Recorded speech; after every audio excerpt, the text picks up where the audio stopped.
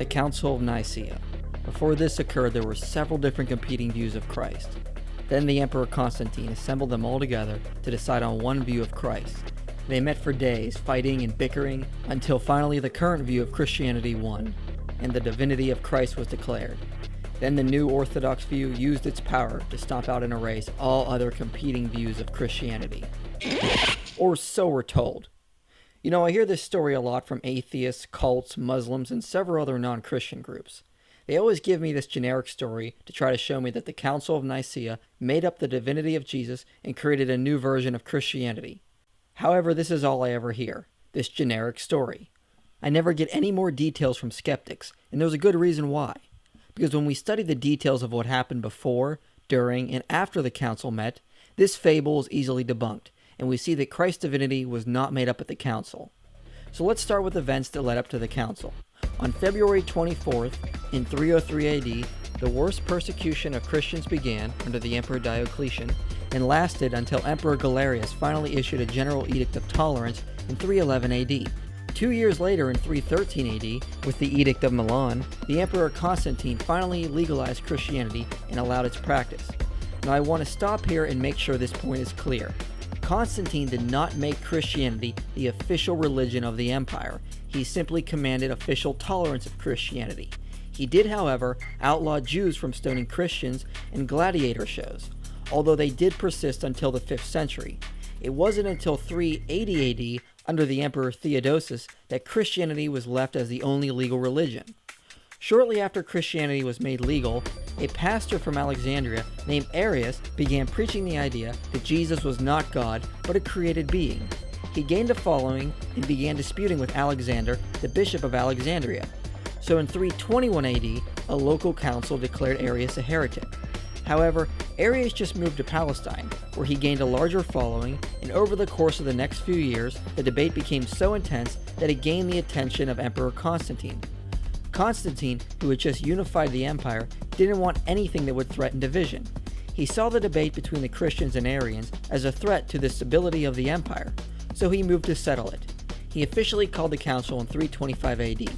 There were no Gnostics involved, there were no Ebionites involved, or any other groups. The council was called to settle disputes between Christians and Arians only.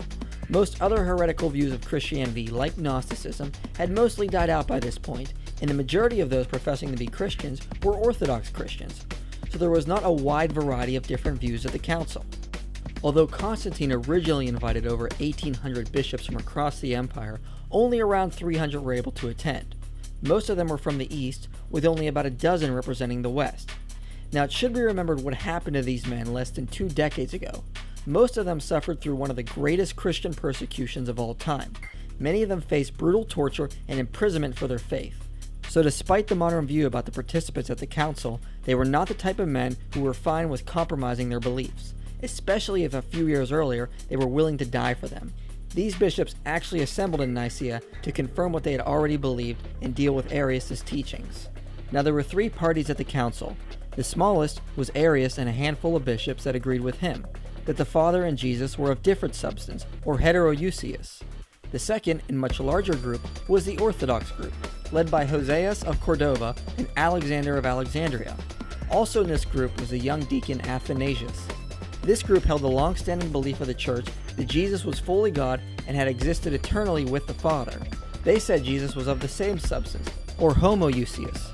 Then there was a third group, roughly equal in size to the Orthodox group, called the Eusebian group, led by Eusebius of Caesarea. However, this group didn't differ on theology from the Orthodox view. They also believed Jesus was fully God and had existed eternally with the Father. They only differed on the use of the word homoousios. The reason is because in previous centuries, modalist heresies had used the word to teach that the Father and Jesus were one person and not coexisting persons of one being. So in actuality, the Orthodox group and the Eusebian group didn't differ on theology or the deity of Christ. They only differed on terminology. Now, a big modern myth is that Emperor Constantine forced Trinitarian views on the church, but this simply is not historically supported. Although he presided over the council, he did not push any particular view. He was no theologian. All he wanted was that both sides would come to an agreement and there would be unity in the church. The Orthodox group listened to the views of Arius, and they overwhelmingly rejected his views as being new and distant from the view of the church. Eusebius writes that some of the bishops tore up letters containing Arius' teachings. He then writes that church leaders interrogated Arius using scripture, but found he had a new way of interpreting every piece of scripture. They then pointed out that his views had to be wrong because it was new and it wasn't taught in any early church history.